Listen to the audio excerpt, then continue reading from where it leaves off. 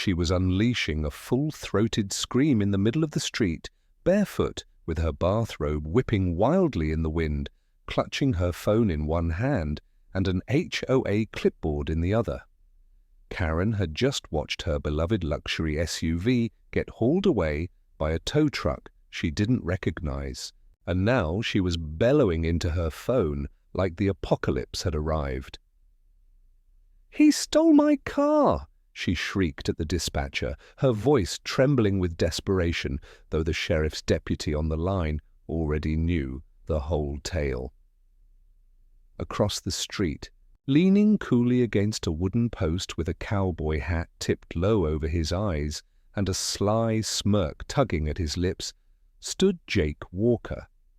One boot propped on a hay bale, a glass of sweet tea in hand, he gave a casual nod to the tow truck driver as it rumbled off with Karen's Mercedes. 2 days ago, she'd illegally towed his truck and cackled in his face. Now, he owned the very company she'd hired to do it, and this was just the opening act. It all kicked off, as these feuds often do, with something small and ridiculous. Jake's old Ford F-350 wasn't much to look at, but it was a workhorse, passed down through his family longer than most HOA busybodies had lived in the neighborhood. He'd parked it outside his property gate while unloading cattle feed, barely there for 15 minutes. But 15 minutes was 15 too many for Karen, the self-crowned Grand Empress of the HOE, strutting around like she was starring in a low-budget reality show. With her clipboard always at the ready and outfits that screamed suburban power trip, she zeroed in on Jake's dusty ranch truck the moment it sat outside the designated line. Which city of the United States are you watching from? Drop a comment and share with us if you have any confrontation with the HOA. We will narrate your story on our channel. HOA zone, she saw red. Jake had just finished dragging a feed sack into the barn when he noticed the empty patch where his truck had been. At first, he thought one of his farm hands had moved it maybe to fetch tools, but then he saw the telltale black skid marks on the road and a neon orange tag, zip-tied to his gate. It was a towing slip. His name was spelled wrong. The address was off by 2 digits, and there was a smug little note, handwritten at the bottom, "Property I saw removed for community beautification." Jake knew exactly who wrote that: Karen. The only woman in the county who had both a laminated HOA badge and a personalized bullhorn. Jake stormed down the gravel road toward the HOA office, but didn't make it far before Karen intercepted him like a heat-seeking missile. She was wearing a blazer 3 sizes too tight and sunglasses that belonged in a 1980s music video. "You're welcome," she beamed, waving her clipboard like a magic wand. "That thing was a rust bucket. I did the neighborhood a favor." Jake was still in work boots, covered in hay sweat and disbelief. He asked her calmly where the truck had been taken. She smirked and said, "I don't know, it's not my problem anymore. It became his problem. Fast, without his truck, he couldn't move feed, check on the irrigation system or get tools to the north pasture his ranch relied on. That truck, like blood, relies on a heart." The next morning, Jake caught a ride from his cousin into town and made his way to the towing yard. It was called Rusty's Recovery, and judging by the number of half-stripped vehicles piled up like scrap metal Jenga, it lived up to its name. Inside the cracked office trailer, a man with a beard like barbed wire and a name tag that just said Rusty offered him coffee in a chipped mug and looked at the towing order. "Yeah, we got it from the HOA lady yesterday." He grunted. She called it in and faxed this over. Rusty showed Jake a form that had Karen's signature, but absolutely no legal authorization. Jake squinted. At it, the property wasn't even under HOA jurisdiction. His mailbox was within the boundary, but his land wasn't. Rusty shrugged. Look, man, I just hook M and haul M. If it's a bad tow, you gotta take it up with her fees. 900, though, Jake asked. If that included lunch and a car wash, Rusty didn't laugh back at the ranch. Jake didn't rant, he didn't scream. He sat on his porch with a notebook and wrote down every detail he could remember: the tow company, the driver's name, the times, Karen's. Note, then he called a man named Ethan from back in his AG investment days. Ethan owed him a favor, a big one. 3 phone calls later, Jake had an idea so outrageous it made him chuckle out loud. The next day, he drove to the tow yard again, but not to get his truck. He walked straight into Rusty's office and made him an offer. Turns out Rusty had been trying to sell the business for months, between HOA politics, broken trucks, and insurance nightmares. He was tired. Jake pulled out a checkbook. The purchase went through under the name Walker Transport LLC. That night, Karen called Rusty's number to brag about towing another car. Jake answered 2 hours later. Karen had left her Mercedes GLC parked illegally during her HOA meeting in front of the clubhouse right across a painted red fire lane. Jake rolled up in a company-marked tow, truck papers in hand, and the very same driver she had used just 2 days prior. The tow was clean, legal, and recorded on 3 cameras. Karen came sprinting, out in high heels, arms flailing like a malfunctioning windmill. "That's my car," she shrieked. Jake handed her the citation and climbed back into the tow truck. Her screams echoed into the night as the tail lights faded into the darkness back in the present, as Karen's voice cracked from yelling at the police who refused to take action. Jake tipped his hat. The sheriff on duty had already been brief. Everything was above board. Karen, red in the face, stomped her feet and shouted that she would press charges. Jake just smiled and said softly, "Don't worry, Mom, we'll send the storage invoice to your HOA address." That's when Karen realized she hadn't just picked a fight with a rancher, she had picked a fight with a businessman, a strategist, and worst of all, someone who doesn't forget the war had only begun. And Jake, he wasn't going to let up until every injustice she ever caused came back to bite her. Karen may have thought the tow truck incident was over, but Jake hadn't even put his boots all the way on yet after Karen's SUV was hauled off, and she embarrassed herself in front of half the neighborhood, screaming at a sheriff's deputy who wasn't taking her side. Jake quietly slipped back into the rhythm of ranch life, or so it seemed. What Karen couldn't see was that Jake had begun pulling strings behind. The scenes turning this neighborhood spat into a full-blown operation. His ranch truck had been returned from the yard, now sitting proudly back at its usual post by the front gate. But Jake wasn't interested in just getting even. He was interested in exposing every crooked move Karen had made, and by the time she figured that out, it would be too late to undo the damage. Jake started with records. The newly acquired tow company had everything: paperwork, call, logs, scan, faxes, and digital dispatch. Notes that showed exactly who had called in and what, when, and where it went. Jake asked the company's office manager, who had stayed on after the sale, to print a full year's worth of Hoy-related service requests. She was more than happy to help. In fact, she seemed downright relieved. She told Jake, between hushed tones and nervous glances, that things hadn't felt right. For a long time, there were tows ordered with no plate numbers, some without photos, and most disturbingly, many without signatures from the actual property owners, but Karen's name, it showed up again and again, sometimes with aliases, sometimes just scribbled over, as authorized HOA action. But the pattern was clear: she'd weaponized the towing company against anyone she didn't.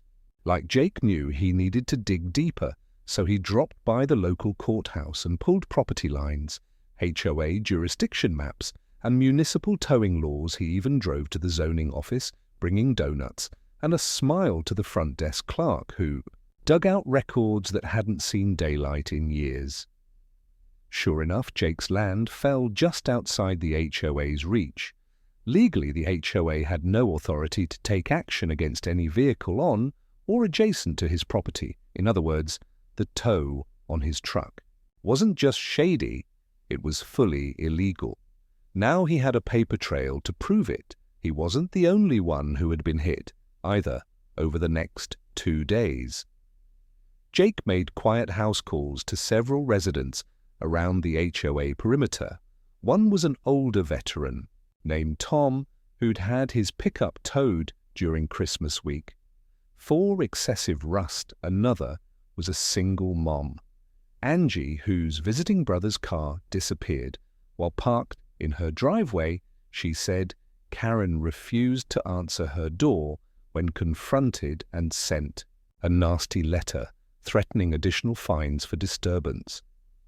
Everyone Jake spoke to remembered the same thing: Karen acting like she was queen of the neighborhood, making threats and enforcing rules that didn't even exist in the bylaws. Most people had just swallowed the fines, afraid to fight back or unsure how to even start, but Jake wasn't afraid, and now he had a way to fight back that didn't require a courtroom. He had the power of ownership, and that changed everything. He spent the rest of the week creating a file so thick it looked like a legal textbook. Every tow, every false claim, every overreach of HOI authority went in. He even found a series of text messages from Karen to Rusty, the previous owner of the tow company, demanding immediate tows and threatening to report him to code enforcement. If he refused, Rusty had been too weary to push back, and Karen knew it. Jake couldn't blame him. It was easier to cave to someone like Karen than to fight when you had no backup. But now she wasn't dealing with someone who lacked options. She was dealing with someone who'd come prepared. Karen, meanwhile, strutted around like nothing had happened. She assumed Jake's revenge had ended with her car being towed, and returned a day later, freshly invoiced. She told her minions that it was a fluke, a mix-up, a freak accident in the system. She spun the tale so convincingly that by the next board meeting she was back in her chair like nothing had changed. Jake wasn't invited to those meetings, but he didn't need to be. He had ears inside the board now. A quiet revolt had been growing ever since her power trip began. 2 board members had already resigned, and the treasurer, a meek man named Dennis, had started sending Jake copies of HOA expenditure reports under the table. Jake knew from the first glance that something was off. The HOA was collecting thousands in towing fines every quarter, but only a portion of that showed up on the books. Dennis admitted he didn't even know where some of the money was going. He said Karen had insisted on handling the external vendor payments herself. She claimed it was to streamline the process, but Jake saw what was really going on. She was likely pocketing a cut, maybe laundering it through a relative's business or using fake shell accounts. It was sloppy but dangerous, and now that Jake owned the tow company, he could audit every dollar that had ever gone from HLA funds into Rusty's operation. It was all there, undeniable. One evening, Jake got a call from one of Karen's favorite enforcers, a woman named Sheila who loved rules more than common sense. She'd come to complain about suspicious movement on Jake's property. She said it looked like construction. Jake said it was just fence repairs and he didn't need HOA permission since he wasn't in the HOA, but the call gave him an idea. If Karen was snooping around again, he'd give her something to snoop about that night. He posted a fake notice at the front of his gate. It read, "Permit pending private livestock testing facility." No one knew what it meant, but by morning the rumor had spread that Jake was building something scientific. The HOA board panicked. Karen tried to bluff her way into getting details, but was shut down when she drove by to take photos. Jake stood out front holding a clipboard and waved just like she used to. But the biggest move came on Friday. Jake scheduled an official HOA meeting review with a representative from the county council, citing misuse of authority, misuse of funds, and improper contracts. He attached everything: paperwork, photos, financial discrepancies, and affidavit from over a dozen homeowners Karen didn't know yet, but within 48 hours, a full investigation would be launched. Her little empire, built on forged forms and scare tactics, was about to be audited by people she couldn't bully. Jake sat on his porch that night with his dog, Duke at his feet, watching the sunset turn the clouds. Gold he wasn't. Smiling out of spite, he was smiling because people like Karen always thought the world would roll over for them, but they never expected the quiet guy with a ranch and a rolled-up flannel sleeve to be the one holding the receipt. He sipped his tea and whispered to himself, "Round two's coming. Let's see if she brings her clipboard or a lawyer." The dusty morning sunlight hadn't even finished crawling across Jake's front yard when his phone buzzed with a call from Rusty, the former owner of the tow company. Jake picked up with a low, steady, "Yeah." Rusty's voice crackled with the usual rasp, but this time there was an edge to it. Karen just called again. "Man, she's trying to get another car hauled. Says she's got M lined up like dominoes, and she wants 3 moved by noon. Didn't even ask if the paperwork was in order." Jake stood up from the porch swing, stretched his back, and looked out across his property as Duke barked at a squirrel. Jake told Rusty to send over the request logs immediately and thanked him. The plan was working. Karen thought the tow company still belonged to Rusty. She didn't realize Jake now held every lever she used to pull. He looked through the logs later that morning and felt his blood run cold, not from anger, but from how calculated she'd become. The people she was targeting now weren't random. They were the same neighbors who'd spoken to Jake in private, the ones brave enough to come forward about her abuses, Angie's brother's car, Tom's replacement truck, even one elderly couple who lived near the edge of the development and had dared to ask questions at the last board meeting. Karen was going after all of them fast and merciless. Jake couldn't let that stand if he sat back. Now she'd keep pressing, maybe even start towing in retaliation to what she suspected but couldn't yet prove. So Jake decided it was time to go from defense to offense. First, he went back to Rusty and made him an offer on something that hadn't been included in the initial sale, the fleet itself. The trucks were old, a few, barely roadworthy, but Jake didn't want them for what they could tow. He wanted the image. Within a week, he had the trucks rebranded under a new division called County Line Vehicle Compliance. It sounded official, maybe even government-backed. That was intentional. He kept the trucks parked visibly outside his ranch, 2 lined up at the gate with magnetic logos and reflective stickers. Karen drove by twice that day. The second time, she slammed her brakes so hard it kicked up gravel. But Jake wasn't finished. He called in a few favors from old friends in county code enforcement. Not the ones Karen liked to smoo with, but the ones who owed Jake for helping out with storm recovery. Last year, they agreed to take a discreet look into some of the HOA's permits and licenses. Within 72 hours, the inspection notices started arriving.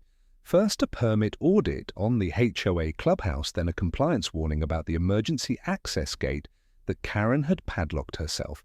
Finally, a noise violation citation for one of her private parties held in a public green space. Jake hadn't filed those complaints, but he'd provided enough breadcrumbs for the truth to land squarely in Karen's lap. Karen responded like only she could by throwing a tantrum at the next HOA board meeting. So dramatic, it was overheard 3 houses down. She accused unnamed individuals of sabotaging her leadership.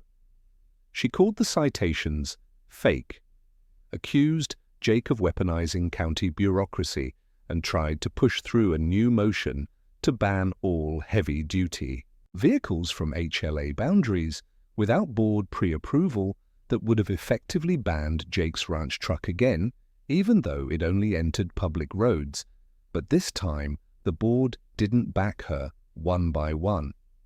They pushed back Dennis, the treasurer, finally grew a spine and asked where the fine money from last quarter had gone. Karen had no answer. Her eyes darted between the members and her voice cracked. For the first time since Jake had ever heard her speak, she called for an early adjournment and stormed out. Jake didn't celebrate that night. He had other plans. He made a formal request through the towing company's new legal team for an internal audit of all tows, authorized by the HOA over the past year, because the tow company had been operating under contract with the HOA. Those records were now his. What he found shocked even him. Over 60 vehicles had been towed under Karen's direct orders, without proper notice, documentation, or owner approval. At least 10 of them were from addresses outside the legal HOA boundary. Most of them came with added storage fees that had gone missing in Rusty's books. Karen hadn't just been overstepping, she had possibly been embezzling to build the case further. Jake reached out to those affected. He brought them into his barn one evening, a dozen folding chairs set in a circle. He laid out what he'd found. Some of them were stunned, others were angry. One man broke down, explaining how his wife had cried when their car disappeared before her. Chemotherapy appointment, they'd never known who to blame. Now they did. Jake wasn't a natural speaker, but he didn't need to be. His words were clear. If they stuck together, they could bring Karen down, not with rage, but with facts. Together they formed a coalition. Dennis agreed to share internal board communications. Angie's brother was a paralegal who helped file formal complaint. Jake used his own lawyer to draft a cease and desist letter, citing vehicle misappropriation, sent directly to Karen's mailbox with a confirmation signature required. Karen opened it on camera security footage from her own. Ring doorbell showed her expression going from smug to pale.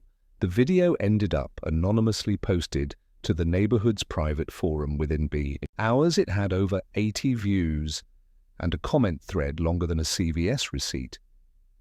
Karen tried one last stunt. She filed a restraining order against Jake, claiming harassment and stalking.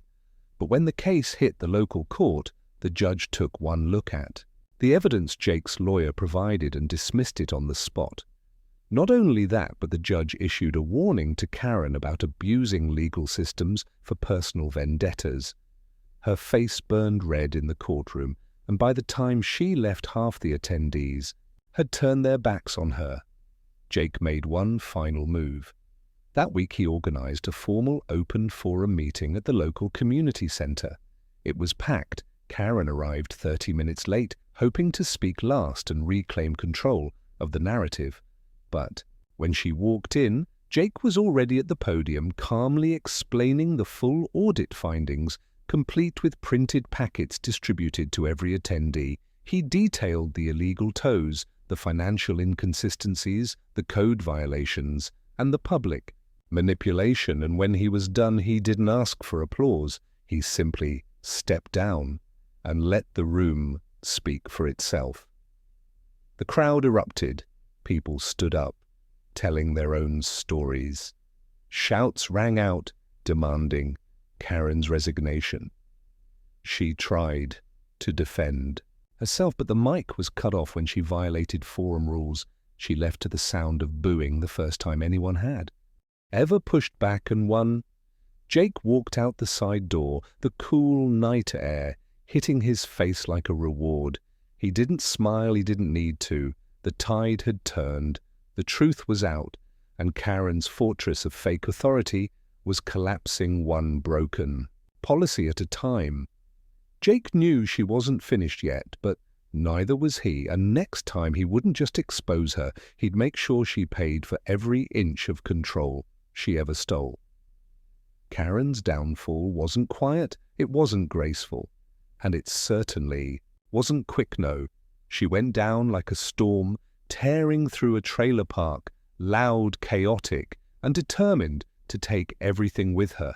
After the community center meeting, she didn't disappear or resign. She doubled down. The woman didn't know how to lose. She convinced herself that everyone who spoke out was part of some elaborate conspiracy Jake had orchestrated to take her down in her twisted logic.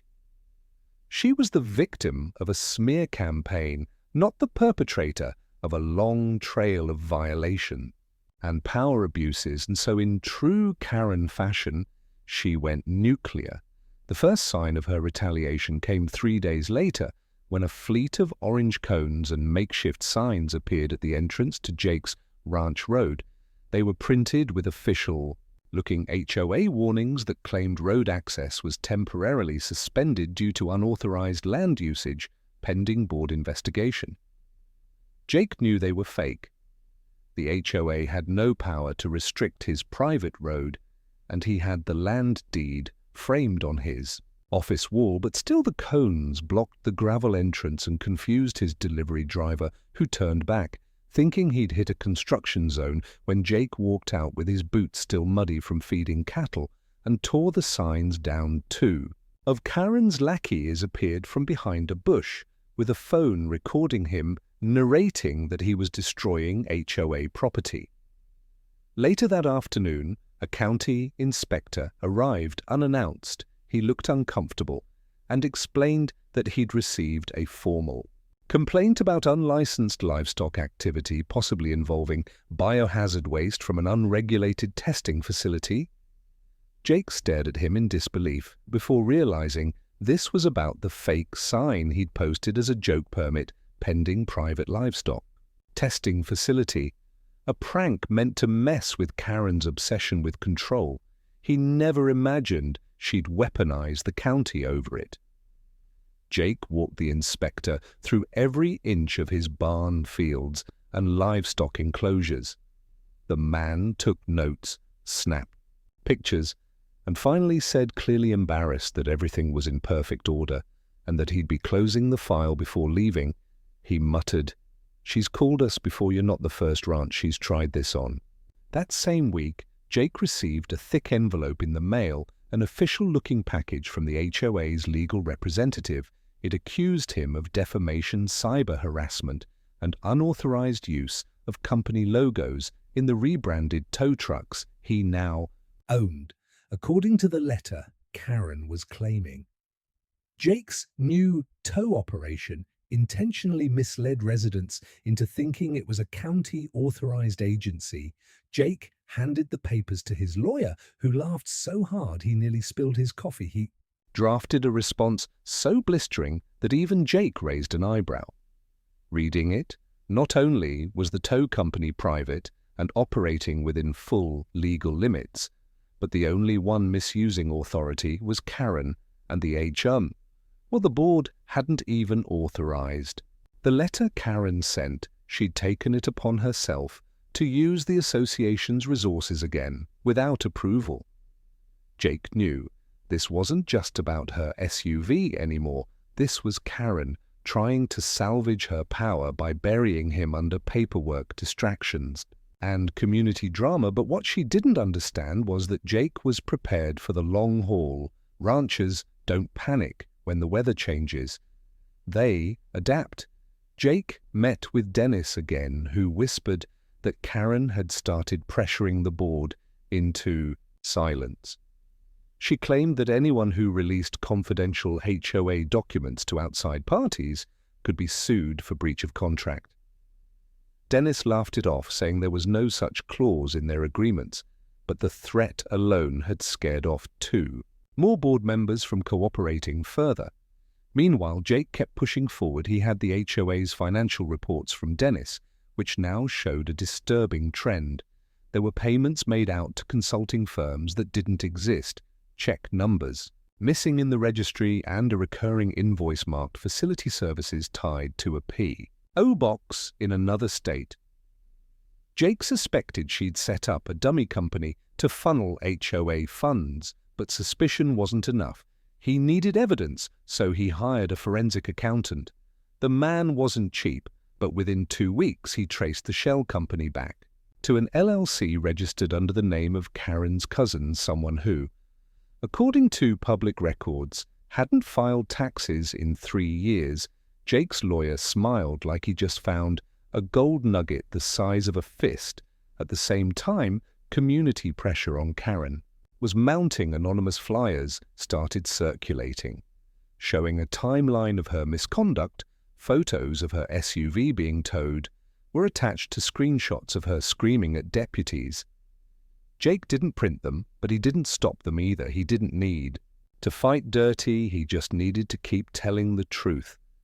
And now the neighborhood finally had the courage to listen. More people came forward. One man shared that Karen had threatened to ban his grandchildren from visiting if they didn't meet HOA behavior expectations. A woman said Karen threatened to report her husband for illegal home repairs when all he was doing was fixing a gutter. These weren't isolated incidents. This was a pattern of power, mad intimidation. Karen increasingly cornered. Did what power-hungry people always do. She lashed out one more time. She called another emergency HOA meeting, this time closed to the public. No one was allowed in except board members.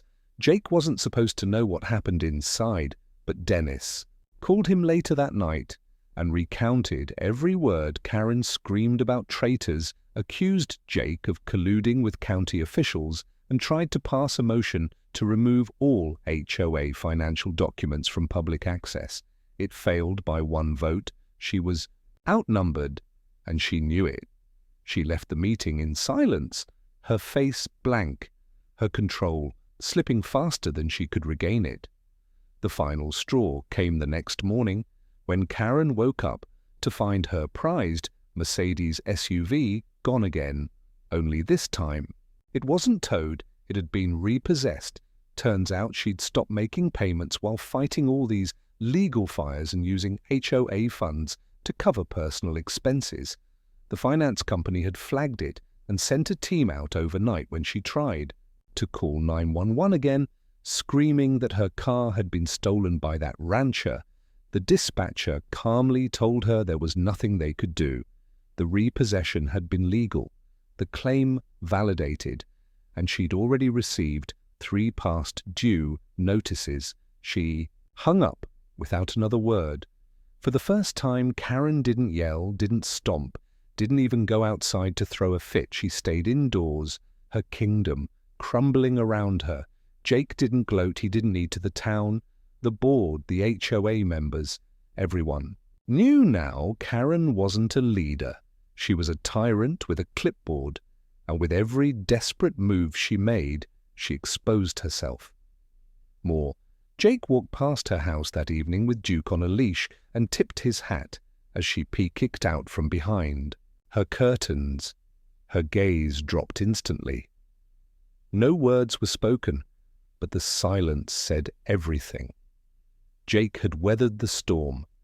Karen, on the other hand, was still trying to stand in the rain, soaked in her own arrogance, pretending she had never lost control. But everyone knew better. The rancher had done more than defend his truck. He defended his land, his name, and his neighbors.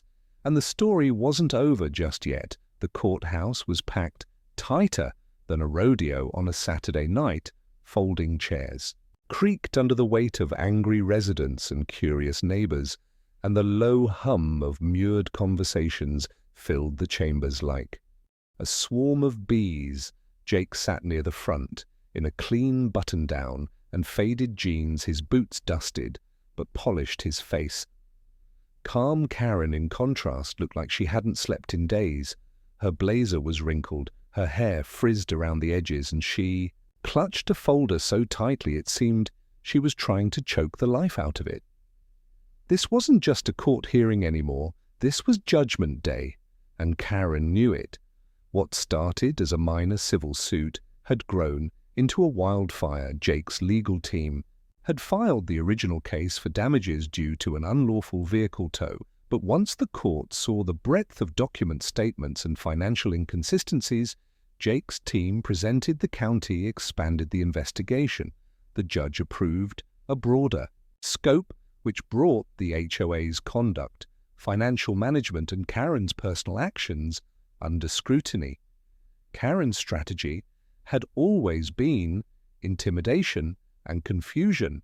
Throw enough threats, find enough people, and scare the rest into silence. But in court, none of that worked. Facts did, and Jake had plenty. The judge entered, and the room fell silent. The proceedings started with a review of HOA documents, most of them brought to light, thanks to Dennis, who was now a witness. He testified that Karen had been moving money from one budget category to another without approval and had made payments to vendors that no one had ever met. The judge raised an eyebrow when Dennis explained that Karen had insisted on handling those payments herself. To save the board time, Jake's lawyer followed up by presenting the findings from the forensic accountant, clearly linking HOA funds to a shell company operated by Karen's cousin. The judge asked Karen to explain. She wobbled slightly and launched into a rehearsed speech about serving the community with integrity and trusting her team with outsourced management. But it was empty. Her voice cracked. Her arguments fell flat. The judge asked again, plainly, "Did you approve these payments personally?" Karen paused, swallowed and muttered, "Yes, but..." And that was all the court needed to hear. But the next part focused on the illegal towing activity. Jake's lawyer presented over a dozen statements from residents whose vehicles had been removed without notice or authorization. The room gasped when photos were shown of an elderly woman's car being towed while she was inside it still buckled in because Karen claimed she looked suspicious. One by one, the community members spoke their stories. Overlapping with eerie similarity, Karen had called them violations. They were never warned, and the fines followed like clockwork. Jake sat quietly while each of them told their part, not once speaking out or interrupting. He didn't need to. The people were doing it for him. Now then came the final blow. The tow company's logbooks, now fully digitized under Jake's ownership, revealed that Karen had placed over 60 towing orders in the past year, almost all of them without proper documentation, many of them involving properties outside the HOA's legal boundary. The judge called it what? It was abuse of authority and a breach of contract. Karen's lawyer tried to argue that she had been acting in the best interest of the community, but even the HOA's own bylaws contradicted that claim. With every new revelation, Karen slumped further into her chair until she barely looked recognizable, just another person who had let power get to her head. When the judge announced the verdict, the room went completely still. Karen was found liable for misappropriation of funds, violation of civil property rights, and negligence in her duties as an HOA officer. She was ordered to personally repay a portion of the embezzled funds, and the HOA itself was instructed to cover damages to all affected residents, including Jake's awarded compensation. Wasn't just monetary. It came with a formal public apology from the HOA, a directive to reform internal policies, and a ruling that no vehicle could be towed without a court-reviewed notice going forward. Karen stood there frozen as the judge instructed her to step down from her position, effective immediately. The courtroom didn't erupt into cheers. It didn't need to. The silence said more. Karen left the courthouse under the weight of her own collapse, her SUV long gone, her control shattered. Jake didn't gloat. As he walked outside into the warm sun, he was greeted by handshakes, pats on the back, and a few hugs from neighbors who once feared speaking up. Dennis came over, tears in his eyes, and thanked Jake for giving them the strength to stop. Being afraid, Angie's brother laughed as he joked about finally parking his car without checking the sky for drones. The elderly couple Karen had once fined 4 unauthorized wind chimes brought Jake a homemade pie It wasn't about revenge anymore. It was about restoration, putting things right, and making sure someone like Karen could never abuse power again. 2 weeks later, Jake received a call from the new acting HOA president, a woman named Marie, who had been on the board but rarely spoke. Up until now, she said they had held a special vote and wanted to appoint him as the official property rights liaison, a new position created to ensure that what happened before would never happen again. Jake hesitated, then agreed, but only on one condition. Everything had to be transparent, every board meeting recorded, every policy published, and every complaint processed by at least 3 people. Marie smiled and said that was already in the works. The HOA had learned. The whole neighborhood had. That weekend, Jake hosted a barbecue on his ranch. People came in droves, families, seniors, teenagers, even former board members. They brought lawn chairs, lemonade, potato salad, and relief. Someone brought a portable speaker and started playing old country tunes. Kids ran through sprinklers while adults traded stories about the good old days before Karen at sunset. Jake stood on a small platform, raised a glass of sweet tea, and thanked everyone for standing up, not for him, but for themselves. He didn't mention Karen's name. He didn't need to. Everyone knew what this celebration was really about. Just before the night ended, one of the neighbors rolled out a surprise, a handcrafted wooden sign, stained and sanded with thick metal lettering. It read, "Towed by the rancher, we haul more than just metal." The whole crowd laughed, clapped, and begged him to hang it at the front gate. Jake didn't say yes or no. He just leaned it against the barn and smiled as Duke barked twice and wagged his tail like he understood the whole thing. Karen, meanwhile, had moved out quietly. Her house was up for sale, stripped of its overgrown garden, statues, and aggressive no-parking signs. No one knew where she went, and no one seemed to care.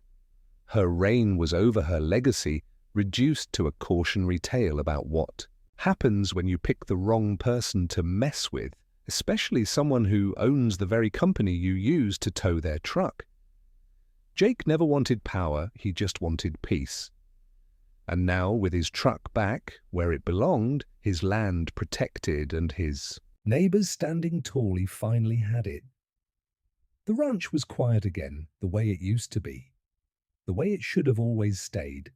And if anyone ever tried to pull something like that again, well, they'd find out real quick.